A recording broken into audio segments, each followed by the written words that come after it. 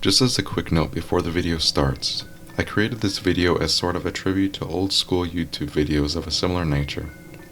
If you were to search a video about this topic 5 or more years ago, you would see many slideshow type amateur videos that included varying locations. Currently it seems like larger videos like these are only popular from the same large accounts that reuse the majority of locations. So rather than a Waverly Hills sanatorium or Lizzie Borden bed and breakfast, I instead try to find lesser known locations with similarly interesting histories and paranormal legends. In advance, I'd like to apologize if you already know many of these locations already. I try to specifically find new locations to me or locations I've known but seem to get talked about in videos or forums rarely. I wanted to get this out of the way first, and I hope you enjoy the following video. Additionally, if you like this style of video, let me know. I try to vary locations to as many states in the Midwest as possible while not adding too much limitation. If you have a specific recommendation or list idea similar to this, let me know in the comments below. Additionally, if you have any singular ideas, I'd be interested in that as well. Thank you. Greene County Almshouse, Illinois. The Greene County Almshouse is a historic poorhouse located in Greene County, Illinois. The almshouse was built in 1870 to provide a shelter for those who were poor or unable to properly take care of themselves. The basic function of an almshouse is to allow those who were poor to live on a stable property in exchange for working on the property as payment. In 1839, Illinois passed a law requiring each Illinois county to build an almshouse, which led to the Greene County building's eventual creation. The building was the second almshouse created in Greene County. The first building was built in 1842, yet in 1869 the county struggled with the previous facility's size and found the need to create a larger building. Uniquely, the residents who lived in the Greene County almshouse were described to live in excellent condition, which was vastly different from many other poorhouses of the time. Now in a dangerous state of disrepair, the rural building is claimed to be incredibly haunted. Lights appearing in windows are reported at night by onlookers, and voices are heard from the house when it is empty. Disembodied screams and talking are commonly witnessed. The Hanna House, Indiana. Built by Indiana State Legislator Alexander Hanna in 1858, this home is said to be one of the most haunted houses in Indiana. The house was a prominent part of the Underground Railroad, which was a systematic route used to relocate slaves from southern slave states into northern free states, as well as Canada. Legends of the property include that of a group of slaves that burned to death in the house. At night, while waiting to leave their hiding spots, a slave allegedly knocked over an oil lamp, which soon ignited the basement into flames. In fear of being discovered for his involvement in transporting escaped slaves, Alexander Hanna quickly buried the bodies underneath the home's cellar. Today, moans, apparitions, and cold spots have been witnessed. Doors have been seen swinging open and closed with no rational explanation. In addition, the Hanna house is said to be haunted by the home's original owner and namesake, Alexander Hanna. The home has recently accumulated the nickname, the house that reeks of death, due to one bedroom occasionally filling with a scent that is described as a rotting corpse. The Eldridge Hotel, Kansas. The 5th floor of the Eldridge Hotel contains room 506, claimed by many to be a portal to the spirit world. The hotel was built by Colonel Shaler Eldridge in 1857, yet the building and large portion of its residence, Lawrence, Kansas, was burnt down in William Quantrill's raid in 1863. The hotel was then rebuilt 2 years later, and in 1925 was rebuilt due to deterioration concerns. Eldridge is said to be the haunt of room 506. The cause is the fact that an original cornerstone from the former building was built into one of the room's walls. In the 1980s, a picture was taken in the building's lobby, said to contain an apparition standing within the lobby's open elevator. Reports of the paranormal include doors opening and closing, cold spots, and lights turning on and off. In addition, cameras and other technical devices have been said to malfunction. Crenshaw House, Illinois. The Crenshaw House, also referred to as the Old Slave House, is a historic former residence located in Gallatin County, Illinois. The building was built in the 1830s by John Crenshaw, an illegal slave trader and landowner. At that point of the house's creation, Illinois was a free state. Yet, although the Illinois state constitution banned slavery, the law permitted the use of slaves at salt works as conventional labor was difficult to find for the taxing work. Therefore, as Mr. Crenshaw had leased his state-owned salt works, he became one of the few residents of Illinois legally able to keep slaves. This led to him becoming immensely wealthy. Yet, Mr. Crenshaw also acted in an illegal manner. His house was a station of the Reverse Underground Railroad, a system that kidnapped both freedmen and escaped slaves and transported them down to southern slave states to be sold. The third story of the house contains 12 rooms, which are long believed to have been used as a secret slave jail. These stories are what have led to the location being named one of the most haunted buildings in Illinois. Moans, cries, and rattlings of chains have been reported inside, and a feeling of intense dread is felt by some who have visited the property. Vale Mansion, Missouri. A beautiful mansion sits on 1500 North Liberty Street, Independence, Missouri.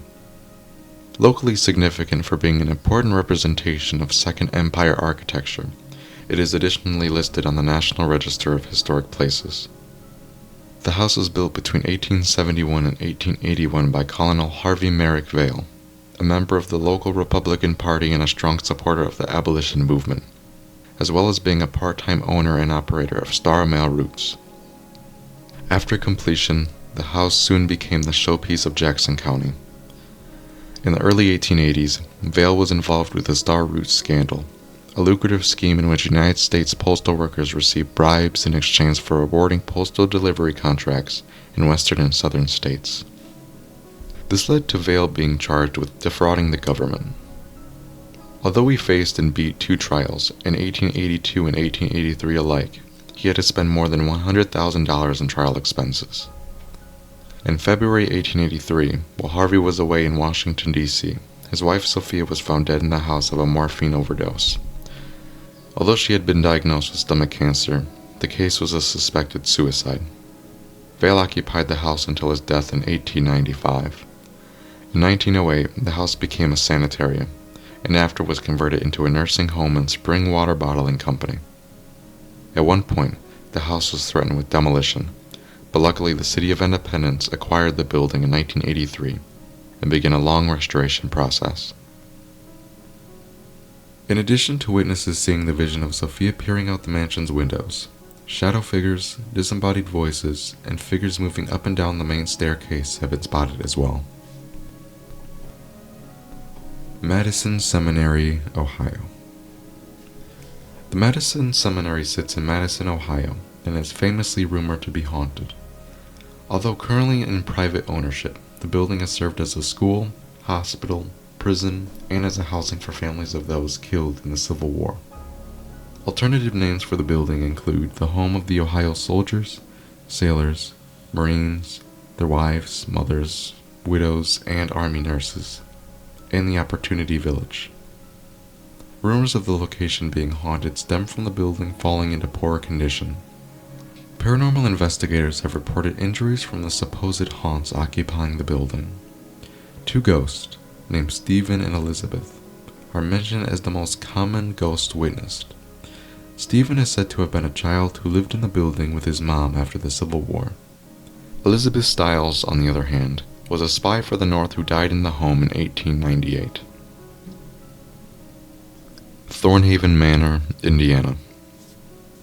Sitting off the Indiana State Road No. 3 is the decaying Thornhaven Manor. The house was built in 1845 and is rumored to have been a station along the Underground Railroad. The home has had 7 deaths documented to have occurred there, though a medium that visited the property believes that at least 40 deaths have actually transpired. Disembodied voices, screams, and footsteps have been reported inside the house. In addition, some paranormal investigators have been reported being scratched inside the walls of the old building. Holy Family Orphanage, Michigan. The Holy Family Orphanage was an abandoned Catholic orphanage located in Marquette, Michigan. It is currently on the National Register of Historic Places. Opening in 1915, the building continued to run until it served its last orphan in 1967, and running with only the administrative offices open until 1981, it became totally abandoned the next year. At its peak, the family orphanage housed 200 children. The buildings included classrooms, bedrooms, bathrooms, laundry rooms, kitchen facilities, and a chapel. Initially, a large number of children accepted were in between the 2nd and 8th grades, although later, children older and infants were also accepted more regularly. Currently, the building is being renovated into an affordable apartment complex. Sadly, during its functioning, abuse from the nuns was said to be commonplace. One story exemplifying this was that of a girl who died of pneumonia in the aftermath. It is said that the girl went to play in one of northern Michigan's intense blizzards, and either staying outside too long or being inadequately clothed, she caught pneumonia and perished. As a lesson to the other orphans, the nuns displayed her body to the children. Children's moans and crying are said to occur frequently inside the building. McPike Mansion, Illinois. The McPike Mansion is a reportedly haunted location in Alton, Illinois. Construction on the property began in 1869 and was completed in 1871. A mayor and notable local businessman, McPike lived in the house until his death in 1910. In 1925, the mansion was purchased by Paul A. Leinshinger, who rented rooms out to locals until his death in 1945. For many years after, the property became abandoned and heavily vandalized. In 1994, the building was purchased by Sharon and George Ludke, who have begun renovations on the house since. In 2017, the Alden Historical Commission presented them with an award in preservation for work done on the front porch and conservatory. The mansion's alleged spirits include the ghost of a former owner, as well as that of a former domestic servant. The location is typically a main spot on local haunted tours throughout Alton. Edinburgh Manor, Iowa. Finishing off this list strong, I introduce Edinburgh Manor. In the small town of Monticello, Iowa, is the Edinburgh Manor. The manor currently sits on the site of an even older building, a poor farm. While the poor farm was in operation from 1850 to 1910, there were over 150 documented deaths. In 1910, the poor farm was closed and demolished, which led to the creation of the more modern Edinburgh Manor, a house for the incurably insane, the poor, and the elderly. The manor ran until it, as well, was shut down in 2010. Medical documentation and personal belongings can still be found inside the building. The spirit of a young girl is said to haunt the first floor of the building, specifically room 106. Another spirit, this one of a man, is said to haunt room 121 and additionally has been witnessed in the hallway to room 108. The spirit of the man is said to be that of an individual who committed suicide by hanging himself with a sheet. In room 105, a brutal assault allegedly took place, creating a strong negative energy in that room. On the second floor, rooms 200 and 204 have been hot spots for paranormal activity. In addition to the above-level floors, the basement is said to be the location of the Joker, a tall, slender figure that particularly stays around the boiler room and padded room. He, like the spirit said to occupy room 121, is said to have committed suicide.